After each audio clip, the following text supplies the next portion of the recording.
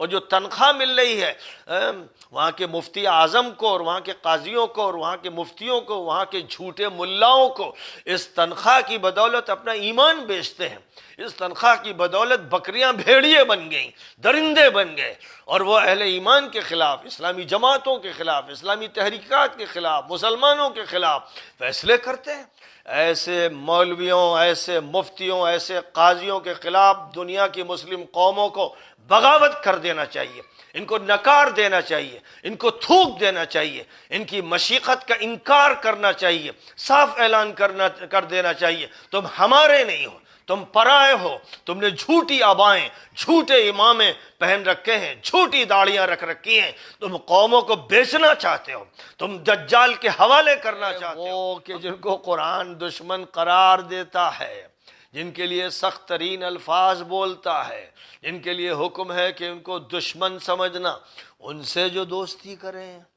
سعودیہ کے اور امارات کے اور مصر کے اور اسی طرح مسلم ملکوں کے ظالم اور مجرم حکمران دوستی کریں یہودیوں سے، صہیونیوں سے، عیسائیوں سے۔ اگر مسئلہ صرف مذہب کا ہوتا تب بھی کوئی بات نہیں تھی، حضور نے بھی یہودیوں کے ساتھ تعلقات قائم کیے تھے، حضور نے ان کو مواقع عطا کیے تھے، ان کو شریعت کا حق دیا تھا، لیکن جو ظلم کرتے رہے،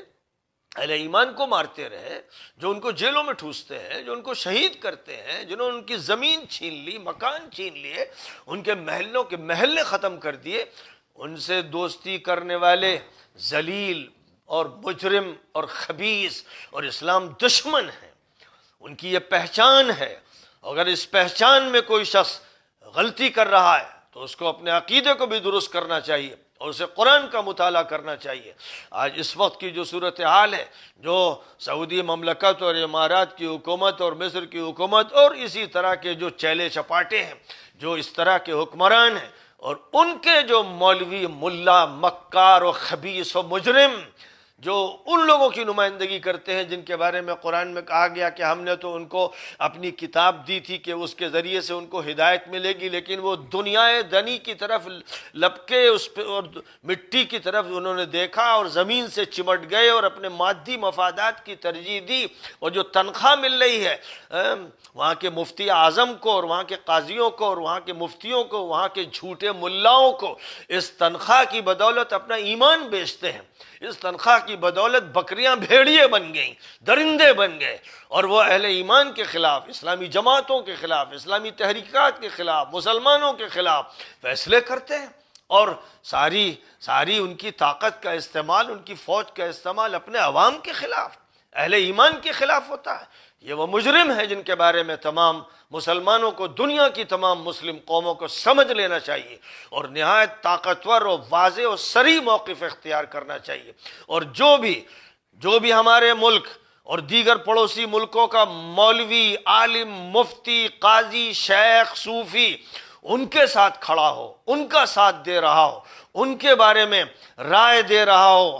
ان کے حق کے بارے میں یا ان کی برائیوں کے بارے میں خاموشی اختیار کر رہا ہو، زبان اس نے بند کر رکھی ہو، چالاکیاں کر رہا ہو، مکر و فریب کا ساتھ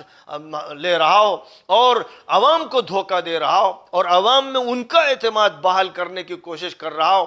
ایسے مولویوں، ایسے مفتیوں، ایسے قاضیوں کے خلاف دنیا کی مسلم قوموں کو بغاوت کر دینا چاہیے، ان کو نکار دینا چاہیے، ان کو تھوک دینا چاہیے، ان کی مشیقت کا انکار کرنا چاہیے، صاف اعلان کر دینا چاہیے، تم ہمارے نہیں ہو، تم پرائے ہو، تم نے جھوٹی آبائیں، جھوٹے امامیں پہن رکھے ہیں، جھوٹی داڑیاں رکھ رکھی ہیں، تم قوموں کو بیچنا چاہتے ہو، تم دجال کے حوالے کرنا چاہتے ہو، ہم تمہیں پہچانتے ہیں تمہارے میلان کی بنیاد پر، کدھر تمہارا میلان ہے، اور تم آپس میں انتشار پیدا کرتے ہو۔ تمہارے مفتیوں کا کام اپنی صفوں کو توڑنا ہے، اپنے لوگوں کو تباہ کرنا ہے اور اپنے اندر انتشار پیدا کرنا ہے، یہ تمہارا کام ہے۔ اور جو دنیا کی قومیں جن کے بارے میں قرآن کہہ رہا ہے کہ وہ سور و بندر کی اولاد ہے، ان کے بارے میں تمہاری زبانیں خاموش، قلم خاموش، اور تمہارا کردار منافقانہ اور مجرمانہ، ظاہر ہے کہ تم اس قابل ہو کہ تم کو معاشرے سے کاٹ کے پھینک دیا جائے۔ یہ وہ موقف ہے جو اختیار کرنے کی ضرورت ہے، پوری امت کو چاہیے کہ وہ حقیقت سے واقف ہو جائے اور ایسے مجرموں کے بارے میں کہہ دیں کہ اللہ نے کہا براءۃ من اللہ ورسولہ، اللہ کی طرف سے تم سے بیزاری کا اعلان ہے۔ اے لوگوں جو ان کے ساتھ ہو، جو صہیونی ہیں، جو صلیبی ہیں، جو ان کے ساتھ ہو، جو ان کے ساتھ ہو، تم ان کے ساتھ ہو، تمہارے لیے اللہ نے یہ سورہ اتاری ہے، تم سب کے لیے اللہ نے فرمایا ہے براءۃ من اللہ ورسولہ،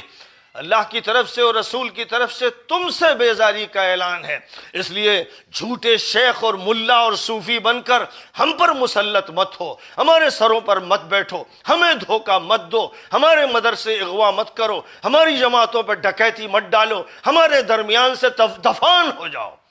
یہ وہ موقف ہے جو امت کے افراد کو اختیار کرنا چاہیے اور صراحت کے ساتھ اختیار کرنا چاہیے، تاکہ دونوں کیمپ واضح ہو جائیں۔ ایمان کا کیمپ کون سا ہے، کفر و نفاق کا کیمپ کون سا ہے، یہ بات بالکل کھل کے سامنے آ جائے، کسی طرح کا کوئی ابہام باقی نہ رہے۔ یہ اس سورے کا اعلان ہے، اس سورے کا یہ آغاز ہے، اس سورے کی یہ للکار ہے، اس سورے کی یہ پکار ہے۔ اور یہ پکار صرف عوام کے لیے نہیں ہے، یہاں قاتلوا ائمۃ الکفر، جو اس کیمپ کے امام ہیں، لیڈر ہیں، سردار ہیں، شیخ ہیں، ملا ہیں، مفتی ہیں، قاضی ہیں، ان سے جنگ کرو۔ کیونکہ ادھر جو احبار اور رہبان تھے، بنو قریظہ کے، بنو قینقاع کے، بنو نذیر کے، خیبر کے جو ملے سلے تھے، احبار و رہبان، ان سے بھی ویسی جنگ تھی جیسے ان کے عوام سے تھی۔ اور آج جو کیمپ ہے نفاق و کفر کا، ان میں جو لوگ بھی شامل ہیں وہ خاموش رہ کر شامل ہیں، وہ رشوتیں لے کر شامل ہیں، وہ جھوٹی دوستیاں دے کر دوستیوں کے ساتھ شامل ہیں، ان کے لیے اعلان ہے براءۃ من اللہ ورسولہ کا۔ اس سورے کا یہ آغاز ہے اور اس سورے کا یہ خطاب ہے۔ تاریخ کی کہانی نہیں ہے کہ سن 8 میں یہ ہوا اور سن 9 میں یہ ہوا اور بس گزشتہ دور کی کہانی سن لی جائے۔ قرآن ہمدم تازہ ہے، قرآن اس طرح اترتا ہے جیسے آج کا اخبار آ گیا اور جیسے آج کی تازہ خبر آ گئی۔ اس لیے جیسے وہ